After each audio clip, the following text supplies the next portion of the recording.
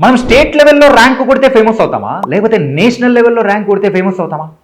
ఇప్పుడు ఈ ముచ్చట నేను ఎందుకు చెప్తున్నా అంటే, రీసెంట్గా చంద్రబాబు నాయుడు గారు చేస్తూ ఉన్న ఒక్క గవర్నమెంట్ ఆర్డర్ నిజంగా అందరినీ కొంచెం కలిచివేస్తుంది.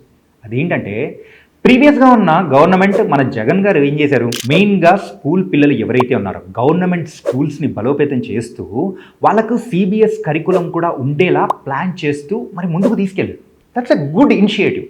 అట్లాంటిది ఇప్పుడు చంద్రబాబు నాయుడు గారు వచ్చిన తర్వాత లేదు లేదు గవర్నమెంట్ స్కూల్స్ కంటే ప్రైవేట్ స్కూల్స్ బాగుంటాయి, కాబట్టి గవర్నమెంట్ స్కూల్స్లో ఉన్న ఈ సిబిఎస్ఈ అఫిలియేషన్ని తీసేస్తే ఎలా ఉంటుంది, బాగుంటుంది కదా, అప్పుడు ప్రైవేట్ స్కూల్స్ పెరుగుతాయి అని చెప్పేసి అవుతున్నారు. కానీ దీనికి సంబంధించి ద వైర్ అనే కథనం బయటకు వచ్చిందనమాట. వాళ్ళు ఏమంటున్నారంటే, ప్రీవియస్గా ఉన్న గవర్నమెంట్లో ఉన్న స్టూడెంట్స్ అందరూ కూడా మెయిన్గా గవర్నమెంట్ స్కూల్స్లో చదివే పిల్లలందరూ కూడా జేఈ నీట్ ఎగ్జామ్లకు సో ప్రిపేర్ అవ్వడానికి వాళ్ళకు కొంచెం సిబిఎస్ఈ కరికులం వాళ్ళకు ఉపయోగపడేది, అట్లా ఉండేది బాగుంది. కానీ ఇప్పుడు ఈ గవర్నమెంట్ సిబిఎస్ఈ కరికులంని పక్కకు తీసేయడంతో ఇప్పుడు వాళ్ళు జేఈ అండ్ నీట్ రాసే ఆ బెనిఫిట్ ఆ కరికులంకి ఎలా ప్రిపేర్ అవ్వాలో తెలియకపోవడం అనేది కూడా మనం చూస్తున్నాం. నువ్వు అలాంటి ఎగ్జామ్స్ రాయాలి అని అంటే అన్నీ సపోర్ట్ చేయకుండా నువ్వు ఎక్కడికి పోవాలి, ప్రైవేట్ స్కూళ్ళకే పోవాలి, ఎందుకంటే టీచ్ చేస్తుంది వాళ్ళే కదా.